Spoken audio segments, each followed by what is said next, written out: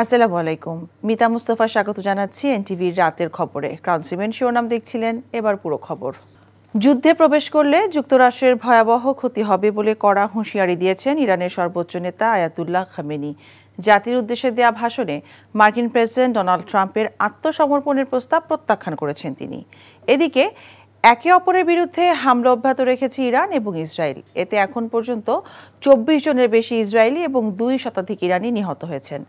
Special security force SSF সদস্যদের জনবিচ্ছিন্ন না হয়ে বরং জনসংযোগ এবং নিরাপত্তার মেলবন্ধনের মাধ্যমে দায়িত্ব পালনের আহ্বান জানিয়েছেন প্রধান উপদেষ্টা অধ্যাপক ডক্টর মোহাম্মদ ইউনূস। সকালে প্রধান উপদেষ্টার কার্যালয়ের শাপলা হলে এসএসএফ এর ৩৯তম প্রতিষ্ঠাবার্ষিকী উপলক্ষে আয়োজিত প্রধান উপদেষ্টার দরবার অনুষ্ঠানে দেয়া বক্তব্যে তিনি কথা বলেন। প্রধান উপদেষ্টা এসএসএফ সদস্যদের সকল রাজনৈতিক মতাদর্শের ঊর্ধ্বে উঠে নিরাপত্তার জন্য কাজ করে যাওয়ার আহ্বান জানান। অনুষ্ঠানে অন্যান্যের মধ্যে এসএসএফ মহাপরিচালক মেজর জেনারেল মাহবুবুজ্জামান চৌধুরী বক্তব্য দেন। অনুষ্ঠানে স্বরাষ্ট্র উপদেষ্টা, ৩ বাহিনী প্রধান, পুলিশ মহাপরিদর্শক, প্রধান উপদেষ্টার মুখ্য সচিব সহ জ্যেষ্ঠ কর্মকর্তারা উপস্থিত ছিলেন। নিরাপত্তা নিশ্চিত করে সাজানো গোছানো হয়েছে, কিন্তু আমরা ব্যবহার করতে পারবো কিনা সেটা তো আমি মনে করি জনবিচ্ছিন্ন না হয়ে বরং জনসংযোগ ও নিরাপত্তার মেলবন্ধনের মাধ্যমেই এসএসএফ তার উপর অর্পিত সকল দায়িত্ব সফলতার সঙ্গে পালন করে যাবে। এই ফোর্সকে দিকে অন্য ফোর্স উৎসাহিত করবে, আমাদের লেভেল অতটুকু, ওখানে যেতে হবে। কাজেই এই সামনে থাকার যে দায়িত্ববোধ, শীর্ষে থাকার যে আনন্দ, যে দায়িত্ব, সেটা যেন আমরা পালন করতে পারি, সেটাই হলো আজকের প্রতিষ্ঠা বার্ষিকীর সবচেয়ে স্মরণীয় বিষয়। উন্নয়ন প্রকল্প পরিকল্পনার ক্ষেত্রে নদীর পানি প্রবাহ যাতে নিরবিচ্ছিন্ন থাকে তা নিশ্চিত করার জন্য সংশ্লিষ্ট কর্মকর্তাদের নির্দেশ দিয়েছেন প্রধান উপদেষ্টা প্রফেসর ডক্টর মোহাম্মদ ইউনূস। রাষ্ট্রীয় অতিথি ভবন যমুনায় টেকনাফ থেকে তেঁতুলিয়া সমন্বিত অর্থনৈতিক করিডোর উন্নয়ন প্রকল্প নিয়ে আয়োজিত এক বৈঠকে এই নির্দেশ দেন তিনি। বৈঠকে এশীয় উন্নয়ন ব্যাংক বাংলাদেশের কান্ট্রি ডিরেক্টর হো ইয়ন জং এবং ইআরডি কর্মকর্তাদের একটি দল এই প্রকল্পের বিস্তারিত রূপকল্প, কৌশল এবং বাস্তবায়ন প্রক্রিয়া উপস্থাপন করেন। বৈঠকে প্রধান উপদেষ্টা সংশ্লিষ্ট কর্মকর্তাদের নির্দেশনা দিয়ে বলেন, কোনোভাবেই নদীর পানি প্রবাহকে বাধাগ্রস্ত করা যাবে না। বৈঠকে এই উন্নয়ন প্রকল্পে পানি বিশেষজ্ঞদের অন্তর্ভুক্ত করতে এবং একটি মাস্টার প্ল্যান তৈরির নির্দেশ দেন তিনি। নির্বাচন কমিশন সহ গুরুত্বপূর্ণ পদগুলোয় নিয়োগের জন্য সাংবিধানিক কাউন্সিল গঠন এবং রাষ্ট্রপতি নির্বাচনের জন্য ইলেকটোরাল কলেজ নিয়ে ঐকমত্য ছাড়াই শেষ হলো জাতীয় ঐকমত্য কমিশনের চূড়ান্ত ধাপের দ্বিতীয় দিনের আলোচনা। জামায়াতে ইসলামী, জাতীয় নাগরিক পার্টি এবং ইসলামী আন্দোলন কমিশনের প্রস্তাবের পক্ষে থাকলেও বিরোধিতা করেছে বিএনপি সহ বেশ কয়েকটি দল। তবে সংস্কারের সবার সহযোগিতা পাচ্ছেন বলে জানিয়েছেন ঐকমত্য কমিশনের সহসভাপতি ডক্টর আলী রিয়াজ। নূর হোসেনের রিপোর্ট। সংবিধান সহ বিভিন্ন বিষয়ে সংস্কার প্রস্তাব নিয়ে জুলাই সনদ গঠনের লক্ষ্যে চূড়ান্ত ধাপের আলোচনা করছে জাতীয় ঐকমত্য কমিশন। এতে বিএনপি, জামায়াতে ইসলামী, জাতীয় নাগরিক পার্টি, ইসলামী আন্দোলন সহ অন্তত ৩০টি দলের প্রতিনিধিরা অংশ নিয়েছেন। এদিনের আলোচনায় সাংবিধানিক কাউন্সিল গঠন ও রাষ্ট্রপতি নির্বাচন পদ্ধতি নিয়ে বিস্তারিত মতামত তুলে ধরে রাজনৈতিক দলগুলো। বিএনপি বলছে, গুরুত্বপূর্ণ পদে নিয়োগের জন্য সাংবিধানিক কাউন্সিল করা হলে নির্বাহী বিভাগ দুর্বল হয়ে পড়বে, যা সরকারকে অকার্যকর করে তুলবে। এ দাবির পক্ষে মত দিয়েছে কমিউনিস্ট পার্টি সহ বেশ কয়েকটি দল। এইরকম একটি কর্তৃপক্ষ যেটা প্রস্তাব করা হয়েছে, তাদের যে ফাংশনসগুলো, তাদের যে দায়িত্বগুলো দেওয়া হয়েছে, সেগুলো এখন নির্বাহী বিভাগ কর্তৃক হয়, বিভিন্ন আইনের মাধ্যমে হয়, সাংবিধানিক বিভিন্ন প্রভিশনের মধ্য দিয়ে হয়। এত দায়িত্ব, এত ক্ষমতা, এত নিয়োগ, কিন্তু তাদের অ্যাকাউন্টেবিলিটি কোথায়? জবাবদিহিতে আছে? নাই। যদি অথরিটি থাকে, পাওয়ার ফাংশন থাকে, কিন্তু অ্যাকাউন্টেবিলিটি থাকে না, সেই রকম কোনো প্রতিষ্ঠানের প্রতি আমরা ডেমোক্রেটিক পার্টি হিসেবে সমর্থন জানাতে পারি না। একটা নির্বাহী বিভাগ, একটা বিচার বিভাগ, আর একটা হলো আইনসভা, এই তিনটিকে একত্রিত করে যদি এখানে এনসিসি গঠন করা হয়, তাহলে যে সরকার হবে, সরকারের উপরে আরেকটি সরকার গঠিত হবে। তবে সাংবিধানিক কাউন্সিল গঠনে জোর দিয়েছে জামায়াতে ইসলামী, জাতীয় নাগরিক পার্টি, ইসলামী আন্দোলন সহ অধিকাংশ রাজনৈতিক দল। ন্যাশনাল কনস্টিটিউশনাল কাউন্সিল, এবং সেই ব্যাপারে অধিকাংশই দলেই ঐকমত্য পোষণ করেছে নীতিগতভাবে। অন্যান্য মডিউল স্ট্রাকচার ফাংশনাল যে অথরিটি এইসব বিষয়গুলো আলোচনা শেষ হয়নি। আগামীকাল এটির উপর আলোচনা হবে। কেয়ারটেকার সরকার অধীনে লোকাল গভর্নমেন্ট ইলেকশন হইতে হবে, যেখানে ফেয়ার ইলেকশনের মাধ্যমে মেম্বাররা ইলেক্টেড হবে এবং তাদের নিয়ে যে কনস্টিটিউয়েন্সি তৈরি হবে সেটির ব্যাপারে আমরা ডাইরেক্ট ইলেকশনের পক্ষে। যেটা সংস্কার কমিশন প্রস্তাবনা করেছে যে একটা এনসিসি অথবা অল পার্টি কাউন্সিল বা একটা আপনার কাউন্সিল লাগবে, যেখানে নিরপেক্ষভাবে ঐক্যমতের ভিত্তিতে আস্থার ভিত্তিতে আমরা নিয়োগগুলো করতে পারবো।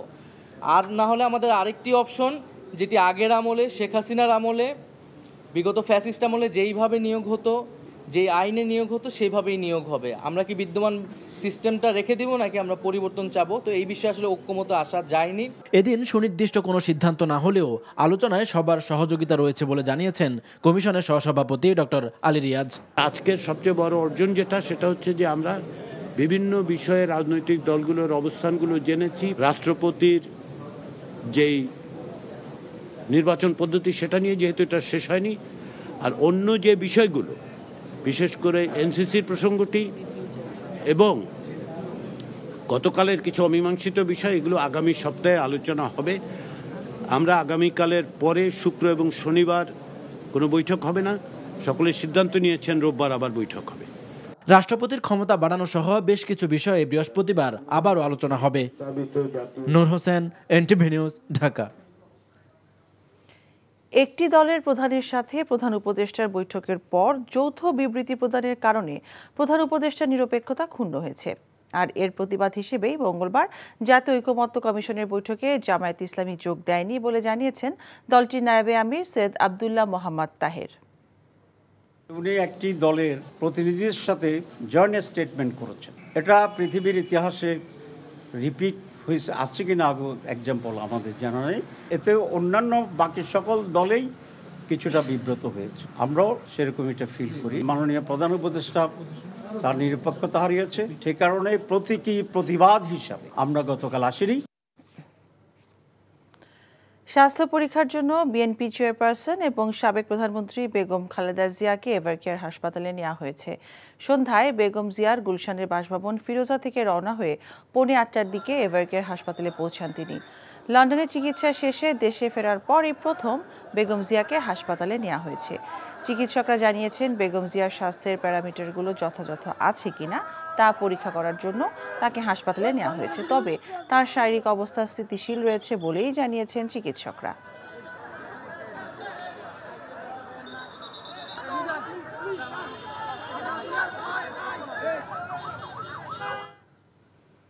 বিএনপি মহাসচিব মির্জা ফখরুল ইসলাম আলমগীর বলেছেন, বিবাদে না জড়িয়ে শান্তিপূর্ণ নির্বাচনের সুযোগ করে দিয়েছেন ডক্টর ইউনূস এবং তারেক রহমান। লন্ডন বৈঠকে গোস্বা করে একটি দল মঙ্গলবার ঐকমত্য কমিশনের বৈঠকে যায়নি বলে মন্তব্য করেছেন তিনি। বলেছেন, নির্বাচন হয়ে গেলে ওই দলের গুরুত্ব থাকবে না। ইমরুল হাসানের রিপোর্ট। সদস্য নবায়ন কর্মসূচি হাতে নিয়েছে ঢাকা মহানগর উত্তর বিএনপি। প্রথম দিনে উত্তরার তুরাগ থানায় এই কর্মসূচির উদ্বোধন করেন বিএনপির মহাসচিব মির্জা ফখরুল ইসলাম আলমগীর। বলেন, আওয়ামী লীগের কাউকে দলে নেবে না বিএনপি। আওয়ামী লীগকে আমরা নেব না, কারণ আওয়ামী লীগ প্রমাণিত যে তারা খারাপ মানুষ, তারা ডাকাত, তারা মাফিয়া, তারা দখলদার, তো তাদেরকে আমরা দলে নেব না। কিন্তু যে রাজনীতি করে নাই, কখনো করে নাই, আওয়ামী লীগও করে নাই, কিন্তু ভালো মানুষ, যোগ্যতা আছে, এলাকায় তার গ্রহণযোগ্যতা আছে, এইসব মানুষের কথা আমাদেরকে ভেবে দেখতে হবে। লন্ডন বৈঠককে ঐতিহাসিক উল্লেখ করে তিনি বলেন, নির্বাচন নিয়ে সব বিতর্কের অবসান হয়েছে শীর্ষ পর্যায়ের এই বৈঠকে। আমরা বলেছিলাম ডিসেম্বরের মধ্যে নির্বাচনে যেতে হবে, তাই না? আর ইউনূস সাহেব বলেছিলেন তিনি এপ্রিলে ইলেকশন দেবেন, তাই না? তিনি আলোচনার মধ্যে গিয়ে ওই ডিসেম্বরে থাকেননি, তিনি কিন্তু ফেব্রুয়ারিতে চলে গেছেন এবং ইউনূস সাহেব পিছিয়ে তিনি ফেব্রুয়ারিতে এসেছেন। একেই বলে রাষ্ট্রনায়কোচিত নেতা। কোন বিভাজনে না গিয়ে, কোন সংঘর্ষে না গিয়ে এই দুই নেতা আমাদেরকে একটা শান্তিপূর্ণভাবে নির্বাচনের সুযোগ করে দিয়েছেন। ডক্টর ইউনূস তারেক রহমানের বৈঠক কারো কারো পছন্দ হয়নি বলে মন্তব্য করেন মির্জা ফখরুল। অনেকের পছন্দ হয় নাই, তারপর নির্বাচন হলেই তাদের বিপদ। এখন নির্বাচন নাই, সুতরাং তাদের অনেক গুরুত্ব আছে। যে নির্বাচন হয়ে যাবে তত জনগণের যারা ভালোবাসার দল তারাই তো ক্ষমতায় আসবে, তাই না? যে কারণে ওরা নারাজ হয়েছে এবং নারাজ হয়ে গতকালকে একটা বৈঠকে হাজির হয় না। বিএনপির মহাসচিব বলেন, চাঁদাবাজরা বিএনপির কেউ নয়, তারা পেশাদার চাঁদাবাজ। আওয়ামী লীগ না থাকলেও নির্বাচনী মাঠকে ফাঁকা না ভাবতে নেতাকর্মীদের প্রতি আহ্বান জানান তিনি। Imrul Hasan, NTV news, Dhaka. লন্ডনে বিএনপির ভারপ্রাপ্ত চেয়ারম্যান তারেক রহমান এবং প্রধান উপদেষ্টা ডক্টর মোহাম্মদ ইউনূসের বৈঠকের পর দেশে নির্বাচনের দাবিতে বিএনপি এবং সমমনা দলগুলোর সাথে সরকারের যে দূরত্ব তৈরি হয়েছিল তা অনেকটাই কমেছে বলে মনে করছেন রাজনীতিবিদরা। বিএনপি এবং সমমনা দলের নেতারা মনে করেন দেশে আগামী ফেব্রুয়ারির মধ্যেই জাতীয় নির্বাচন অনুষ্ঠিত হতে যাচ্ছে বলে বিশ্বাস করতে শুরু করেছে জনগণ। বিস্তারিত ইফতেখার রেজার রিপোর্টে। বিএনপি কয়েক মাস যাবৎ ডিসেম্বরের মধ্যে নির্বাচনের দাবি জানিয়ে আসছিল। এমন দাবির প্রেক্ষিতে অন্তর্বর্তীকালীন সরকার 2025-এর ডিসেম্বর থেকে 26শে জুনের মধ্যে অথবা 2026 সালের এপ্রিলে জাতীয় নির্বাচন আয়োজনের ঘোষণা দেয়। বিএনপি অনড় থাকে ডিসেম্বরের নির্বাচনের দাবিতে। বিএনপি, সমমনা ও বিভিন্ন দলের এমন অবস্থান দেশের রাজনৈতিক অঙ্গনে উত্তেজনা বাড়িয়ে তোলে।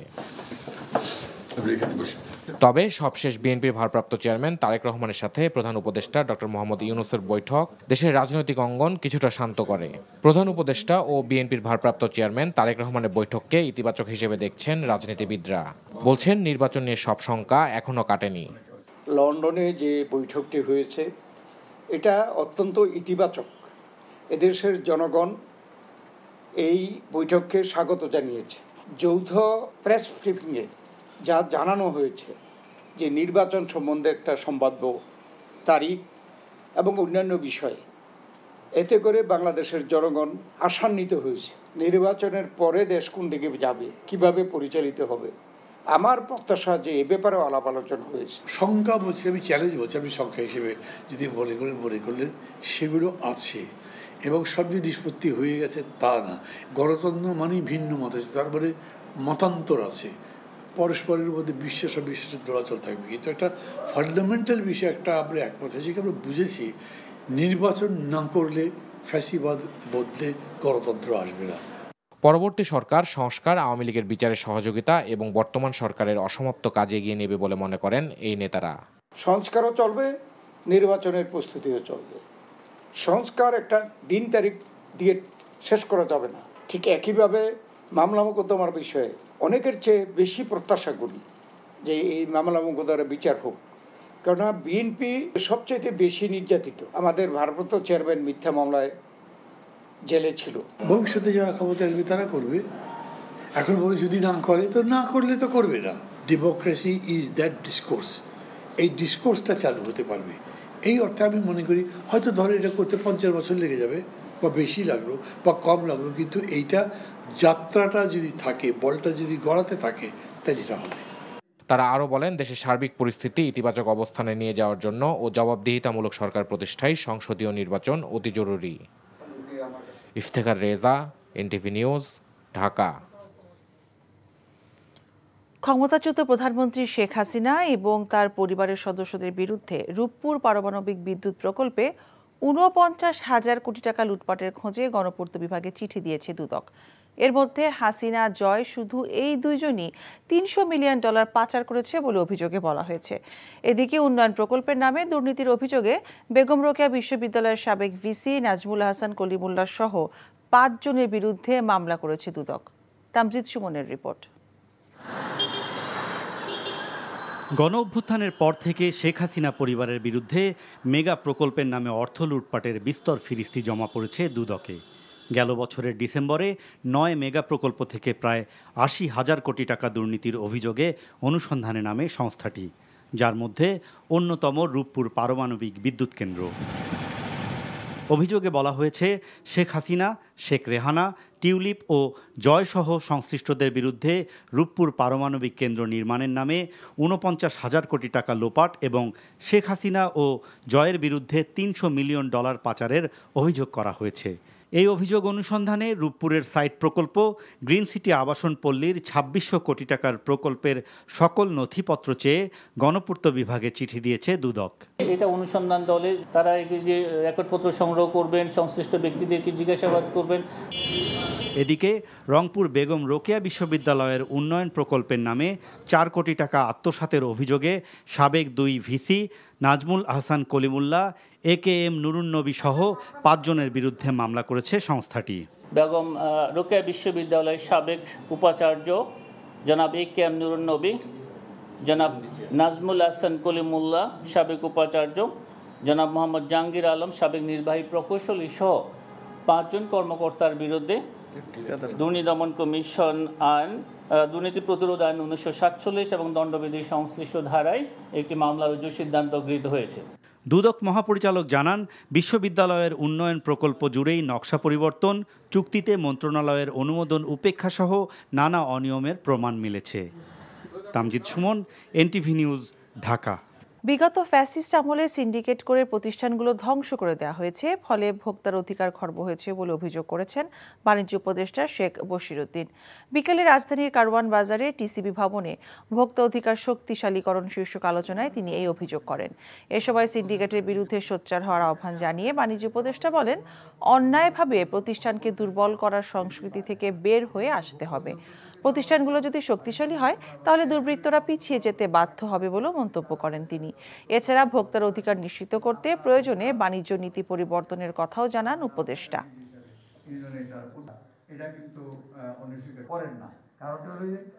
এখন আমাদের সময় এসছে আমাদের প্রতিষ্ঠানগুলোকে গড়ে তোলা, এবং এই উদ্যোগেই আমরা যে আজকে একত্রিত হয়েছি আমাদের প্রাতিষ্ঠানিক অধিকারকে আদায় করার জন্য। মার্কেট সিন্ডিকেশনের বিরুদ্ধে আজকে গুড সিন্ডিকেশনের একটা টাইম এসছে, যে আমাদের উদ্দেশ্যটা হবে যে ভোক্তার একটা সিন্ডিকেশন দরকার, যে অন্যায়কে এবং প্রতিষ্ঠানকে দুর্বল করার যে সংস্কৃতি থেকে আমাদেরকে বের হয়ে আসতে হবে। 2025-26 অর্থ বছরের প্রস্তাবিত বাজেট ভুল ভ্রান্তিতে পরিপূর্ণ, যা সংস্কার বিমুখ এবং সাম্য বিরোধীও। সকালে রাজধানীর গুলশানের একটি হোটেলে নাগরিক প্ল্যাটফর্ম আয়োজিত সংলাপে এমন মন্তব্য করেন সিপিডির সম্মানীয় ফেলো ডক্টর দেবপ্রিয় ভট্টাচার্য।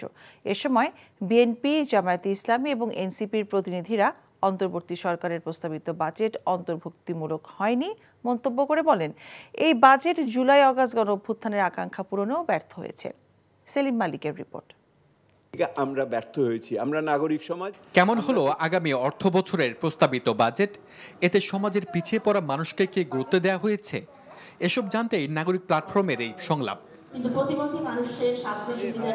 অন্তর্বর্তী সরকারের প্রস্তাবিত বাজেটকে আশাভঙ্গের বাজেট জানিয়ে বিভিন্ন পেশাজীবীরা বলেন, এতে সাধারণ মানুষের প্রত্যাশা পূরণ হয়নি। এই কাঠামোতে এতদিন পর্যন্ত অর্থনীতি চলছে বাংলাদেশে, সেই কাঠামো ভেঙে কিন্তু আর নতুন কোনো বাজেট আসে নাই।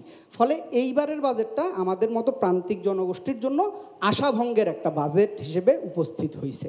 দেশের প্রধান রাজনৈতিক দলগুলোর প্রতিনিধিদের মতে এটি স্বপ্নভঙ্গের ঘষা মাজার বাজেট।